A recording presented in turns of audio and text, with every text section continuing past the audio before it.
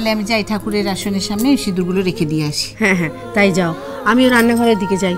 এই উঠছি, হাত মুখ ধুয়ে নে বাবা। দাও কমলিকা।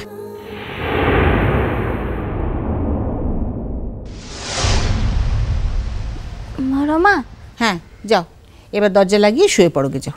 বলছি মুখে একটু সিঁদুরটা দিবে?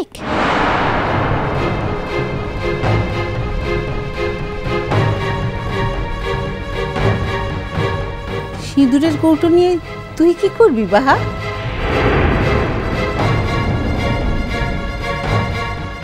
লা আসলে ও মারাং বুড়োর লিগে না সিঁদুরটা আনাটা হয়লাই রে, তার লিগে বলছি।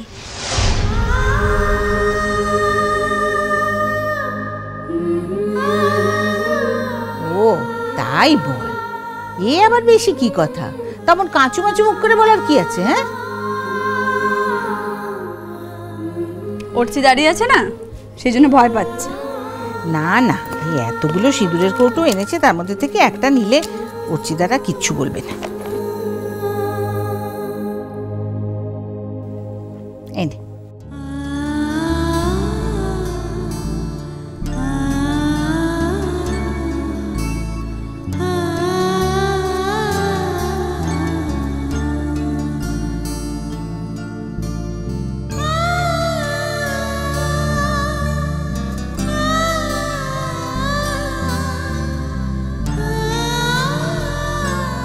অর্চি তুমি ফ্রেশ হয়ে নাও, আমি খাতাগুলো কমপ্লিট করিনি, ঠিক আছে?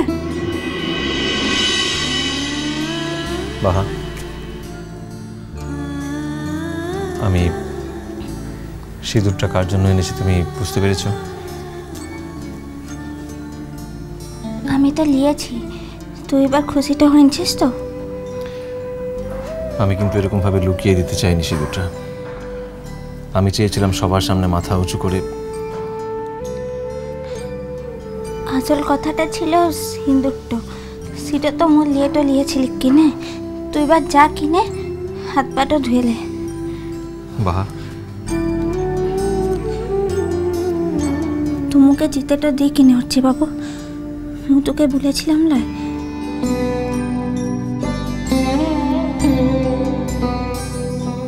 এসো।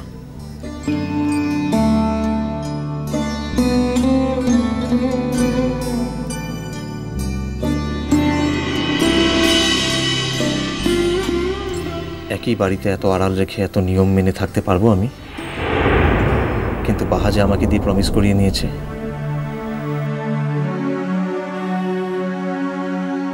আর তাছাড়া মুন, ওর প্রায়োরিটি আমার জীবন থেকে এত কমে গেলে ও বাঁচবে কি করে? আর আমি এই দুটো দিক ব্যালেন্স করে আমি বাঁচতে পারবো তো?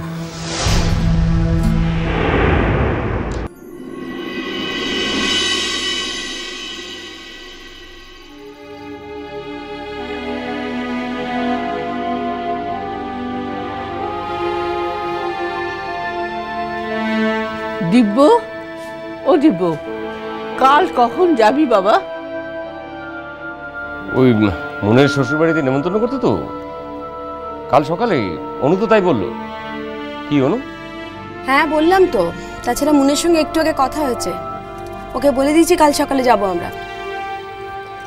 মা, মা তুমি যাবে তো? চলো না সবাই মিলে যাই। না বাবা, দিদিভাই তো আসছেই, তোমরা দুজনে যাও।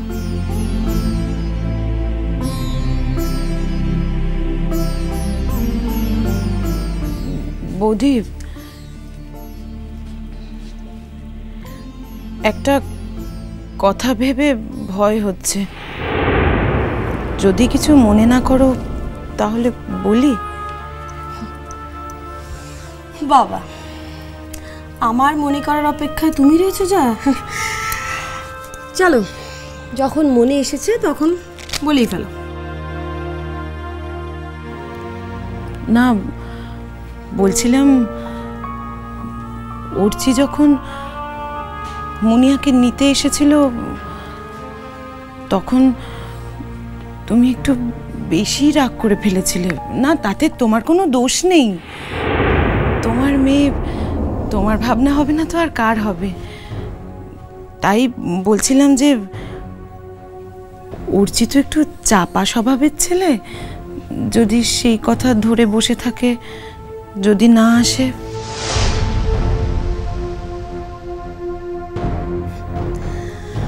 না এলে অন্তত পায়ে ধরে আনতে যাব না জয়া, এই বিষয়ে নিশ্চিন্ত থাকতে পারো।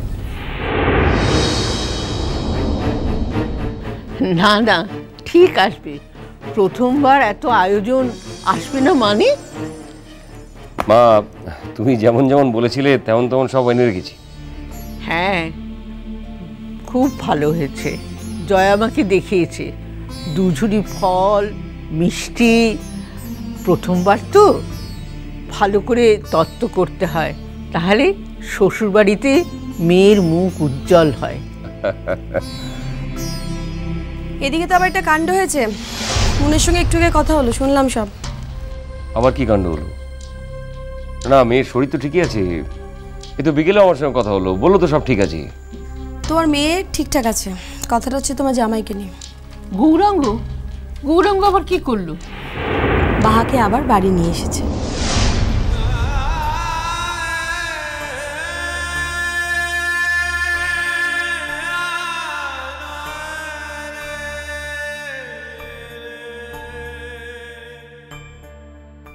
বাহা কলকাতায় এসে মন্দের বাড়ি উঠেছে? তাই নাকি? নিয়ে এসছে মানে কোত্থেকে নিয়ে এসছে? বাহা ওদের বাড়ি থাকবে না বলে গিয়ে কোন হোস্টেলে উঠেছিল, তা আমার অতি বুদ্ধিমান জামাই তাকে জোর করে আবার নিজেদের বাড়ি নিয়ে এসছে। ভালোই তো করেছে বৌদি, ওই বাড়ির সবাই মেয়েটাকে খুব ভালোবাসত। আমার জামাইয়ের যে এতটুকু কৃতজ্ঞতা বোধ আছে, সে যে একদিন তার প্রাণ বাঁচিয়েছিল, তাকে নিজের বাড়িতে এনে রেখেছে, এতে আমি খুব সুখী হলাম। এরপর আর ওই মেয়েকে দিয়ে বাড়ির কোনো কাজ করাতে পারবে ওরা? কেন? ও তো খুব ভালো মেয়ে, কিছু না বলতেই তো সংসারে কাজ করে। কিন্তু আর করবে না মা, এবার পায়ে ধরে সাদা হয়েছে তো, তাই আর করবে। তাড়াহুড়োর অজুহাত দেখাবে, কিন্তু এতে তো কোনো সন্দেহ নেই মা যে ওর আসল পরিচয় একটা কাজের মেয়ে, মেইড। সেটা তোমার কাছে, ওদের কাছে নয়। সবাই মানুষকে তোমার মতো করে দেখে না অনু।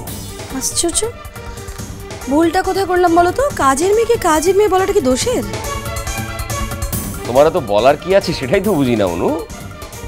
ও তো আর তোমার বাড়িতে কাজ করতে আসেনি, যাদের বাড়িতে কাজ করতে এসছে তারা বুঝবে। তারা কি তোমার কাছে কোনো সাজেশন চেয়েছে? কি ব্যাপার বলো তো দিব্য, তুমি এত রিয়েক্ট করছো কেন? ওর নামে কিছু বললে তোমার গায়ে ফসকা পড়ে যায় কেন? কে তোমার? ও আমার মেয়ে, আমার সন্তান, আমার আত্মজা। আমি মেয়েটার উপর কোনো দায়িত্ব পালন করতে পারিনি বলে তোমরা যে কেউ যা খুশি বলতে পারো না ওকে অনু। ওর সম্পর্কে একটি খারাপ কথা বললে আমার বুকের ভেতরটা পুড়ে যায় অনু। যদি ওর মা আমাকে দিয়ে শপথ না করাতো, তাহলে আমি সারা পৃথিবীর সামনে দাঁড়িয়ে ওকে আমার মেয়ে বলে স্বীকার করে নিতাম। আমাকে কেউ বাধা দিতে পারতো না। বৌমা, পরের বাড়ির বিষয় নিয়ে নিজেরা নিজেদের শান্তি নষ্ট করছো কেন বুঝতে পারছি না। মেয়েটা যখন আবার কলকাতায় এসেছে এবং ওদের বাড়িতে এসে উঠেছে, তখন ভালোই তো। একটা পরিবার যদি একটা মেয়ের জীবন গড়ে দেয়, তাতে তোমার আমার কি? আমার আবার কি? আমার কিছুই না, শুধু আমার ঘাড়ে এসে না উঠলেই হলো মা। আশা করি ওর এত দুর্ভাগ্য হবে না যে তোমার ঘাড়ে ভর দিয়ে ওকে বেঁচে থাকতে হবে। কি বললে তুমি দিব্য? যা বলেছি নিশ্চয়ই বুঝতে পেরেছো, দুবার বললেও একই কথা বলবো।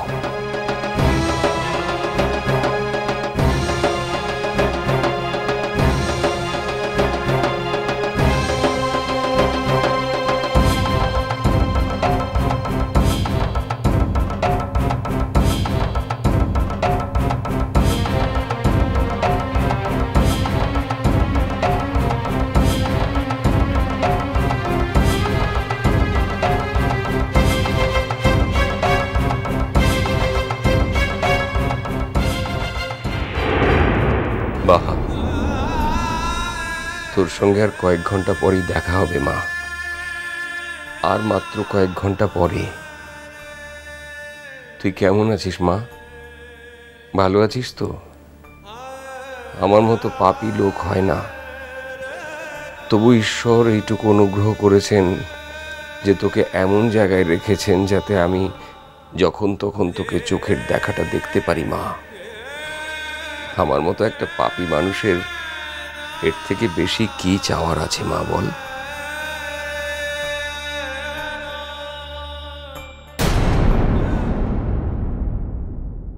শুন কিনে তুই কোন থেকে না মিলা কথাটা শুনছি, এটা চেঁচাচ্ছিস কিসের লিগে রে? আর বড় মাটুকে যা লাই তাই বুঝিস? একটু কথা বলে দিচ্ছি, ভালো করে শুনেটো না। বড় মাটুকে আর একটু খারাপ কথাটা বললে না আজকে দিনটাতে রান্নাটা একেবারে বন্ধটা করে দেবো। এক কাপ চাটাও পাবিস লাইহি। কি বলো? শুনছো শুনছো? মাছের চেয়ে কঞ্চি ধরো। হ্যাঁ, ওই বুড়িটা এই ছুরিটার মাথাটা খাচ্ছে, বুঝতে পেরেছো? মিষ্টি কুটু মিষ্টি কুটু মিষ্টি কুটু।